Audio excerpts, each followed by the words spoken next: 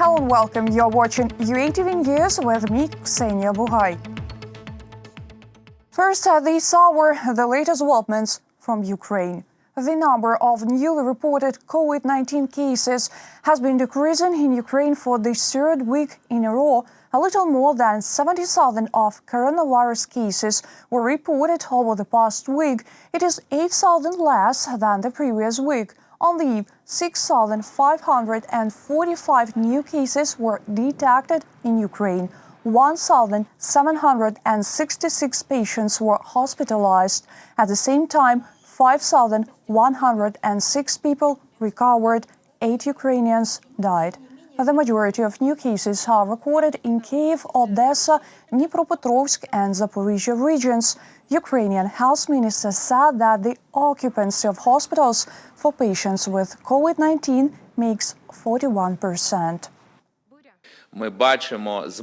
We observe a reduction in the number of confirmed COVID-19 cases. The same tendency concerns active patients. These are people who are undergoing treatment. As for now, there are 367,637 people infected with coronavirus. This is 11,000 less compared to last week. President of Ukraine noted the decrease in the level of coronavirus infection as well. In an interview to the New York Times, Volodymyr Zelensky said that every morning he receives detailed information about new cases. Now the mortality rate has dropped, which is a good signal because the coronavirus is mutating. Perhaps it is weakening or the human body is adapting, resulting in a small mortality rate. But I believe that this is due to the medical system and doctors who have to cope faster. Speed is very important in this matter because we are fighting for people's lives. Unfortunately, I state that the medical system in Ukraine has been destroyed. Protective masks, medicines and vitamins. Volunteers from the Vinnytsia region jointly with local authorities have formed packages with essentials for patients with coronavirus. Boxes will be received only by those who were admitted to the hospital with coronavirus, having no time to collect the necessary things. Our colleagues will tell you more. Vinnytsia hospital has 70 patients with confirmed coronavirus diagnosis.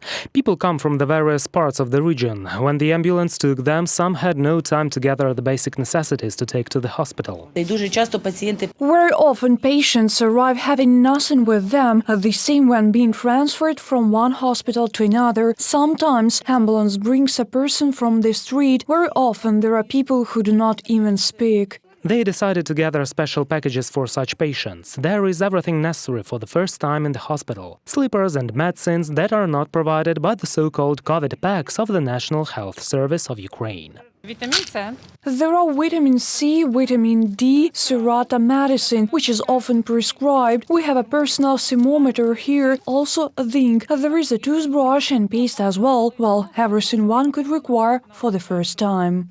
One package costs about $18. Only patients who are admitted to the hospital would receive them. Volunteers have already formed the first 1,000 packages.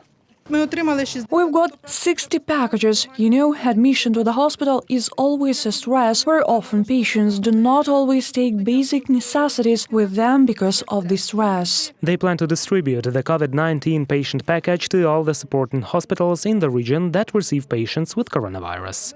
Reported by Vadim Kramer and Arina Kontonistova, UATV News.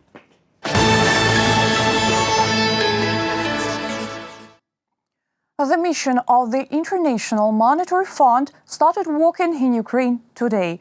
The first version of the standby program will take place between the 21st and 23rd December. This was announced by the first deputy head of the National Bank of Ukraine.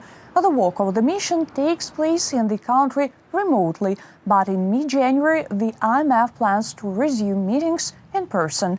According to First Deputy Chairman, the National Bank of Ukraine has completed all the steps that are necessary to continue Ukraine's cooperation with the IMF. Це була розробка. This was the development of an update amendments to the law on banks and banking activities. As of today, this draft law is already registered in the Verkhovna Rada. The second serious moment was the approval of the plans of state banks to work with problem assets. We also did this. We had to approve a plan to restore the solvency of the Individual Deposits Guarantee Fund at the Financial Stability Council. This has also been done. More than €1 billion of macro-financial assistance. This is the sum Ukraine received from the European Union in 2020. According to representative of Ukraine to the EU, Mykola Tochitsky, since the beginning of the pandemic, the European Union has also provided Ukraine with €190 million of assistance to prevent the spread of COVID-19. In addition, funds from the EU were allocated for re-equipment of 27 laboratories and conducting trainings for medical staff. Mykola Tochitsky emphasized that Ukraine continues to negotiate with European partners on the supply of vaccine against COVID-19. І хочу вам сказати, що I'd like to say that such a mechanism is already being developed, and we should pay tribute to the European Commission that, in agreement with 6 vaccine manufacturers, our colleagues from the EU have provided such an opportunity to deliver the vaccine to partner countries. The first City Tourist Information Center was opened in Kyiv. There, everyone can learn more about the city's tourist attractions. The service is free. Employees of the center will also advise where you can stay overnight or enjoy some tasty treats. Our correspondent has more details. Yuri came to Kyiv from the city of Ternopil to see the restored St. Andrew's Church. He says he was in the capital a long time ago. He remembers the tourist route but still uses the internet. I want to go everywhere. This is interesting to me. I had been there 15 years ago. So now the internet helps me much. Everything else remains in my memory. Despite the quarantine, Kyiv remains a popular destination for tourists. Now guests can find out all the information about the capital in the First City Tourist Information Center. It is located in the building of the Kyiv City State Administration. Employees will tell history of the capital for free and advise on how to relax and where to stay overnight. Де зупинитися? You'll know where to stay with a list of hotels provided, where to eat, how to get there and book the service. These are tours across the city, including best tourist attractions. Thanks to this center, one can find out about events that are taking place in the capital or will be held in the nearest future. You can also find places to buy souvenirs there. More attractions in Kyiv region are also available there. For a certain fee, the staff of that tourist center will select an individual excursion based on your preferences. Among the developed routes, there are mystical excursions, gastronomic tours, a walk for lovers, and so on. We can offer an excursion named I Am a Romantic. It will include a walk in the Mariinsky Park with a footbridge of lovers. Tourists will be treated with lunch or dinner in a cozy place. The tour also offers other tourist attractions of the capital. The Tourist Info Center works on weekdays from 9 a.m. to 6 p.m. At any time of the day, tourists can find out necessary information or book a service on the website kyivcitytravel.com.ua. Reported by Vadim Kramer and Vlada Tsurkan, UATV News.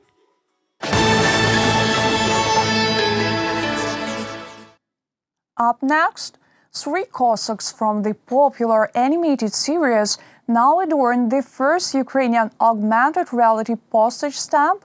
One can not only stick it on the envelope but also bring it to life on smartphone using a special mobile app. More in the following report. The series about 3 cartoon Cossacks named Oko, Grai and Tur was created yet in 1967 by Ukrainian Soviet animators in Kyiv. The first cartoon to appear on wide screens was How the Cossacks Cooked Kulish. Since then, the trio surprised the audience in every new cartoon. They played football, hockey, they rescued their brides, helped the musketeers and even met the aliens.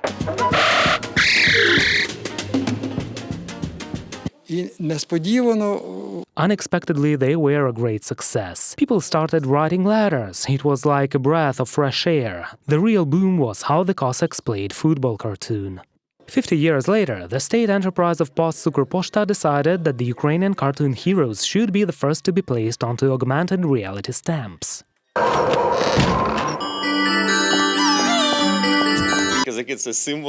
Cossacks are symbols of Ukrainian animation, and this brand will truly come to life. Many people believe that the brand is the past, but today we were able to combine the past and the future. Being one of the creators of the original cartoon, Adorn became the guest of honor at the special postmark ceremony. The production designer has already come up with several scripts for new episodes. Coronavirus, for instance, could become an evil spirit that can be destroyed. Small Ukrainians have also appreciated the brand new format. Yegor downloaded the application to his smartphone to bring his favorite characters to life. The application is great, and congratulations from the Cossacks too! The stamp's running is 100,000 copies, and the first day cover has been issued specially for the stamp as well. Reported by Vadim Kramer and Olena Diduch, UATV News. Christmas tree in a pot on the windowsill. Now it's a trend to spare a tree for the holidays, having grown it at home. Our correspondent found out how not to get lost in varieties and care properly for a pine or a fir tree at home. Every year we decorate the Christmas tree and later a garland will shine here. Oksana planted her first tree in the yard 5 years ago. She traditionally decorates it before the new year. This tree is perfect. It is nonsense to buy these trees when you can plant it in your yard and it will stay here for several seasons. The woman buys new trees every year. She says there is enough space in the yard. It is not big and has a good root system. Conifers are grown in special greenhouses in one of the orchards. There are more than 10 types of fir and pine trees here, says the gardener. Spruce is very popular among buyers as well. This is a prickly spruce, the blue spruce to be precise. There are also green pines, silver and Crimean pines. They say that a pine planted from a pot is less whimsical and gives an increase of half a meter per year, while a spruce grows up to 30 centimeters. The latter is twice more expensive. A meter-high tree will cost about $53 if it is a prickly form of a blue spruce. If it is a green one, then the price is about $35. Prices for small trees in pots start from some $3.50. They can be grown in the apartment for the first time. One should choose the plant carefully. You need to examine the branches so that they do not have yellow color, so that there are no various spots. Check the drainage holes so that the roots don't look out of them. If the roots look out, then it is better to leave such a pot aside, because it will dry up. When buying a tree in a pot, first they recommend keeping comfortable temperature regime at home. It is necessary to lower the temperature in the room and control humidity. The New Year celebration without a cut tree is an ecological trend in recent years. During this time, the sale of Christmas trees in pots has increased several times, gardeners say. Reported by Vadim Kramer and Yanina Lebedeva, UATV News.